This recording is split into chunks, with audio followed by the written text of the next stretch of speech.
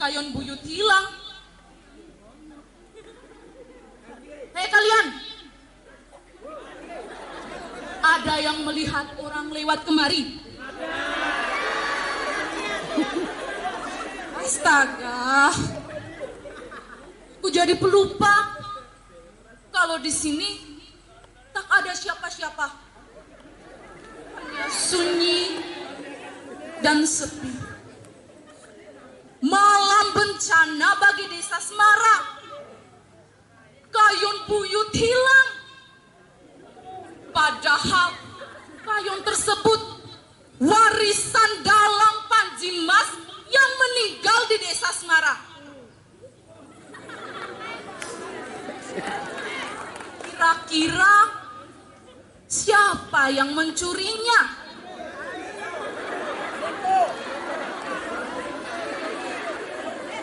Pesta kledek di balai desa. Yah, aku curiga pada kledek yang baju merah. Senang larak lirik pada Wak Karjan, penjaga kebutuhan Semara yang menyimpan kayon buyut di dalam ruang Cukumani. Pesta berakhir pagi hari. Semua orang teler. Wak Karjan mabok ke kabuyutan Semara.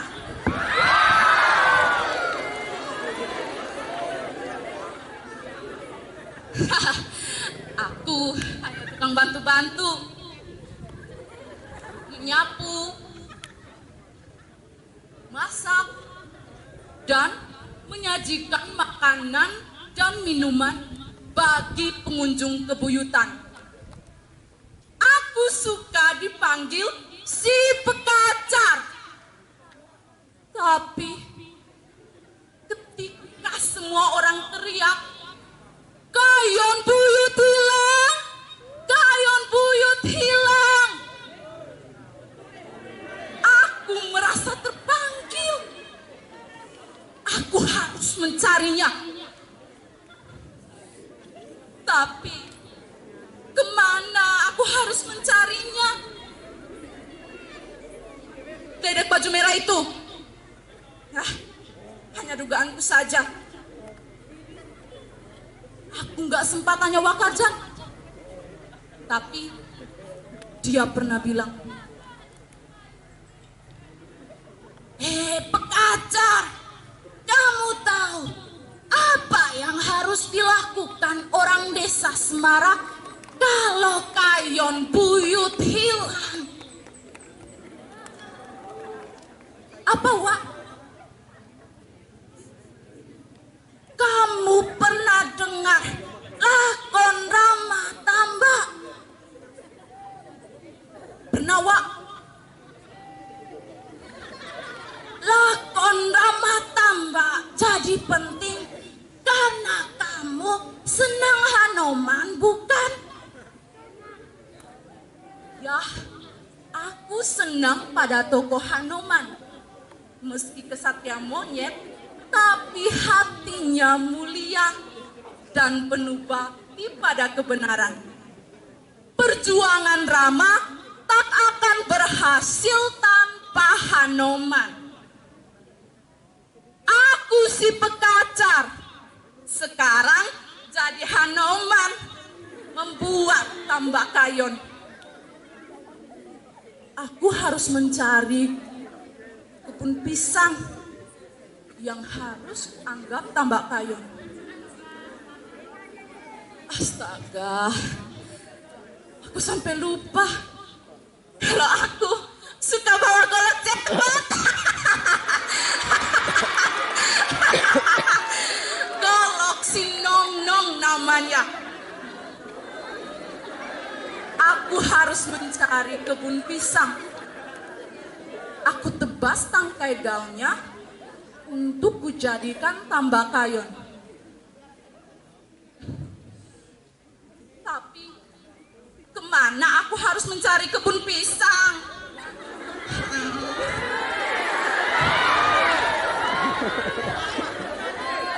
Ku ingat kebun pisang Maksatan.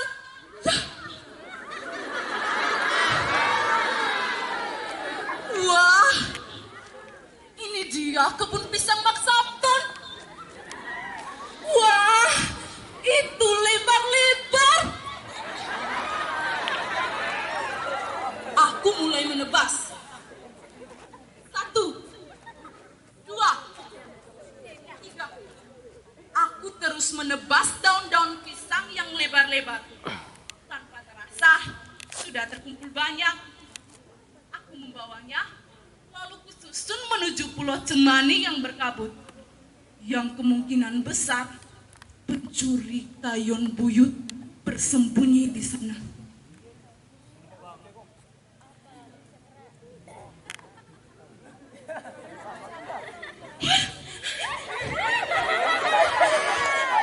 Bajul!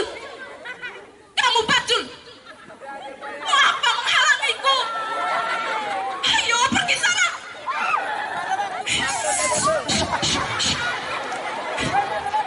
Astaga, si Bajul tidak takut golok.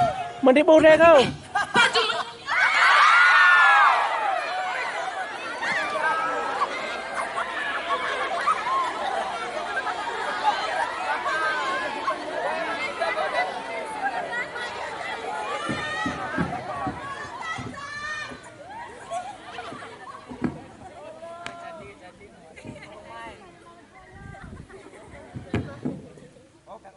tiba-tiba Bajul dan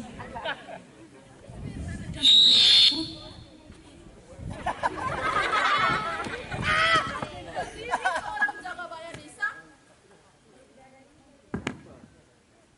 Kang Samedin yang terkenal kuat dan berkumis bakar alias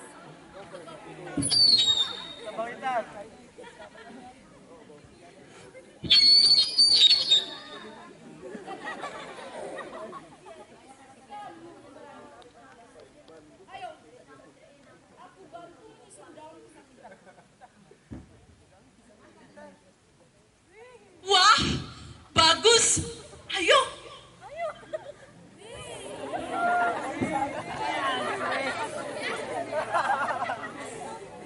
Kami menyerukan lagu semangat. Bring reketek kayong tambak lancar. Bring reketek kayong tambak lancar.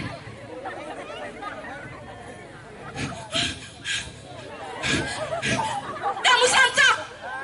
Mau apa menghalangi kami? Ayo pergi sana!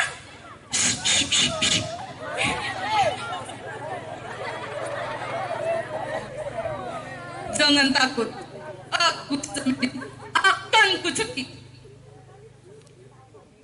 Kang Samedin bergumul dengan dia dililit seperti Bima melawan ular naga bandang. Kang Samedin kalah tenaga. Aku teriak sambil melemparkan golok si cepot. Kang Samedin, ini nih golokku. Kang Samedin dengan terampil menangkap golok si cepot.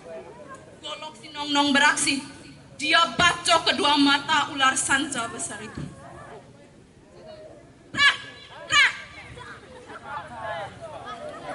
Tiba-tiba sanca besar menghilang. Berganti rupa menjadi Safitri, anaknya Wak Citok yang suka jadi caangun kebunnya Wak Kadolin. Fitri, bantu aku. Ayo, sebentar lagi kita sampai Pulau Cemani. Ayo.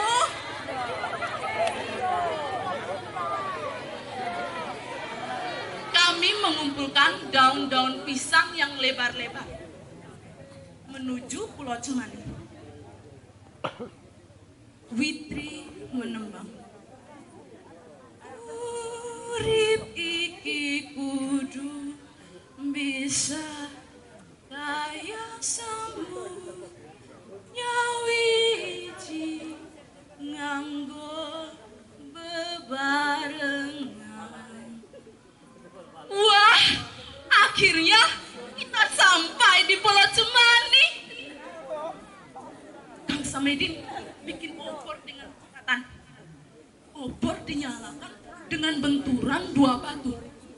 Percikannya meletit ke rumput kering. Menyalalah obor-obor kami. 3 obor menerangi sekitar kami. Ini berjalan perlahan. Aku duluan. Karena aku yang ditugaskan menemui pencuri kayon buyut.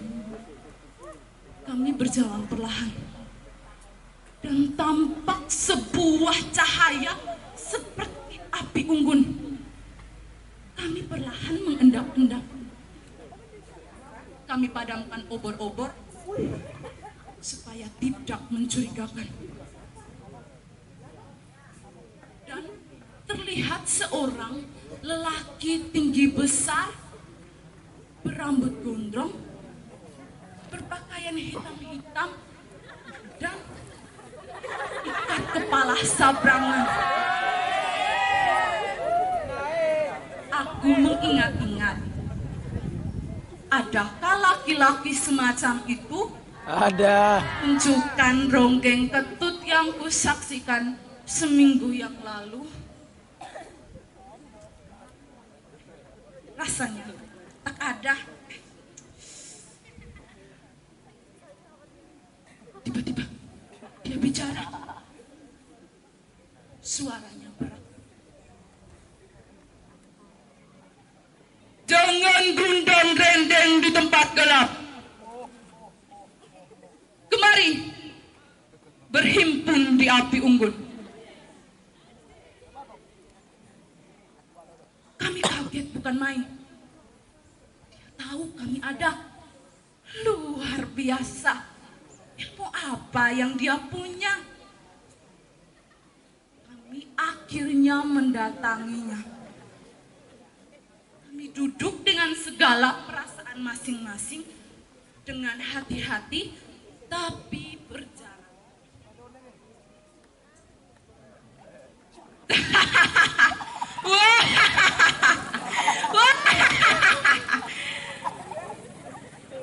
Dan memandangi kami dengan pandangan senang, sama sekali tidak Mesti ada takut. bodor nggak tuh?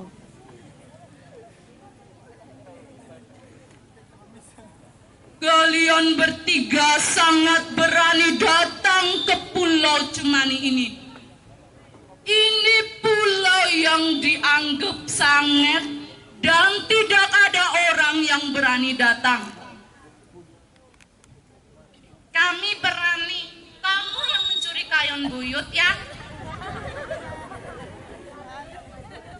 Bagus cah angon wadon. Kalian tahu kenapa kayon buyut ada yang mencuri? Aku tidak tahu. Tapi kenapa harus dicuri? Kenapa tidak dipandang saja seperti selama ini? Semua orang kagum pada kayon buyut. Termasuk pengunjung dari luar desa Semarang. Karena itu aku curi. Jadi benar kamu curi? Kenapa kamu curi? Aku mencuri kayon buyut karena selama ini hanya dipandang dan dikagumi. Tidak dimaknai seperti dulu oleh Dalang Panji Mas. Dalang yang mengajarkan nilai-nilai adiluhung kepada semua orang. Buka kayon dengan indah. menampilkan lakon yang penuh simbol manusia yang beragam. Tapi intinya yang jahat dan yang baik, juga ada yang munafik.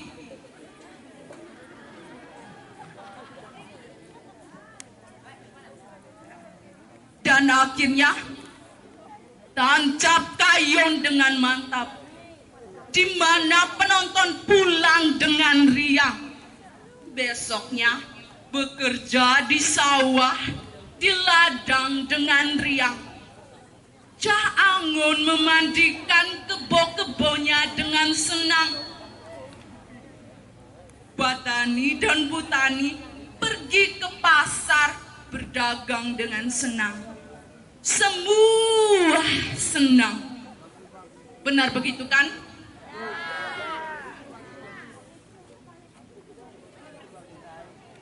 Kami kagum pada Saragora yang melihat wayang sebagai cermin kehidupan. Kemudian dia melanjutkan lagi bicaranya. Dalam Panji Mas meninggal dunia, wayangnya bukan dijaga dan disimpan di pewarisnya, malah dijual, lalu uangnya dibagi-bagi.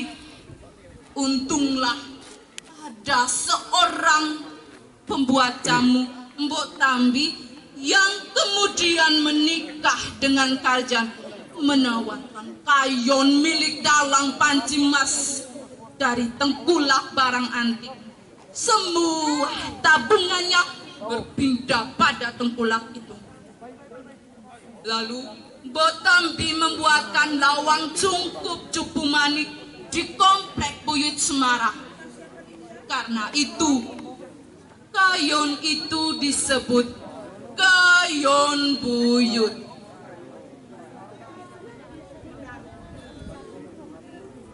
Kami melongo, tak bicara apa-apa. Sadagora tahu betul sejarah perjalanan kayon buyut. Lihat apa yang terdapat dalam kayon. Kayon gapura ini diapit oleh dua buta yang membawa gada atau pedang tameng. Kelihatan bagus. Ini artinya apa? Bukan untuk menakut-nakuti, tapi untuk menunjukkan bahwa gapura harus dijaga, pintu menuju surga dengan kekuatan gada, pedang dan tameng. Pepohonan yang menuju ke atas rindang dan bercabang-cabang. Ini artinya apa? Sejarah kehidupan yang bercabang-cabang. Pepohonan besar ini di bawahnya bersambung dengan kolam berair jernih. Ada ikan berenang senang dan bahagia. Air lambang kehidupan dan ikan lambang penghuninya. Dan akhirnya sampai ke ujungnya, sejarah perjalanan manusia akhirnya tiba. Pupus.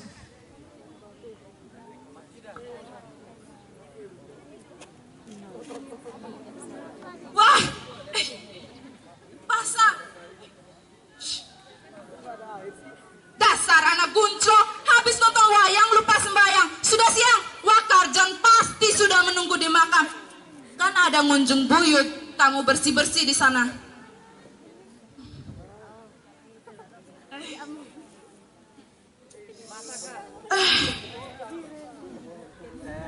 Astaga, mimpi kayon buyut dicuri.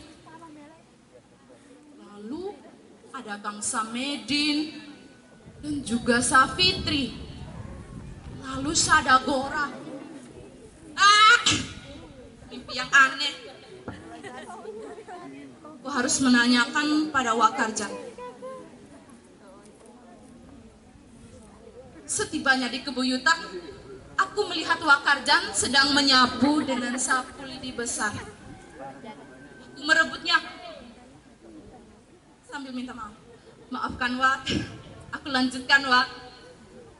Aku menyapu daun-daun kering yang jatuh dari pohon kiara janggut yang lebat. Memunguti bunga kamboja yang jatuh dari pohon.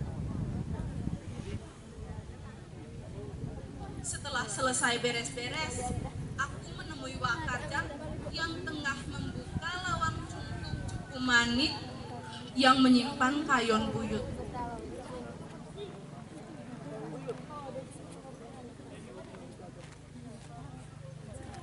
Jar, kamu angin-angin dulu kayon buyut ini.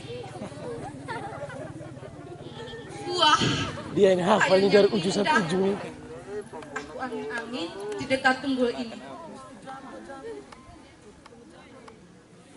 Apa yang dikatakan Sadagora benar-benar terbukti. Kenapa dipandang begitu? Seperti baru kenal saja sama kayon buyut. Ya Wak, kenal dengan orang yang bernama Sadagora. Sadagora, kamu tahu dari mana? Kesiangan bangun akibat nonton wayang di desa Paron.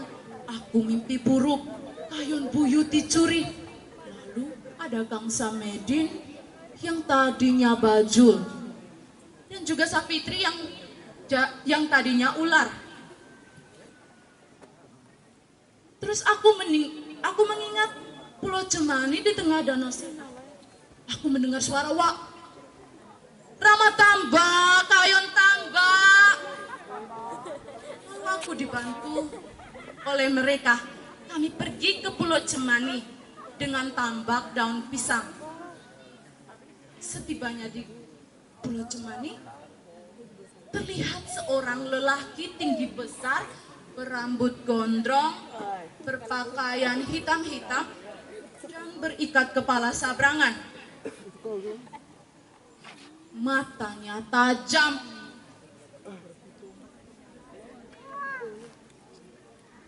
Dia Sadagora. Ya, dia bernama Sadagora. Sadagora, julukan Eyang Panjimas, dalang Adiluhung yang meninggal di desa Semara. Suaranya memikat. Karena itu dia dijuluki masyarakat setempat Sadagora.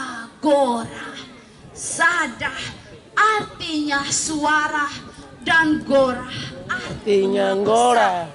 Kamu beruntung, kamu bakal dapat puluh. Benar, Wak. Lihat saja nanti.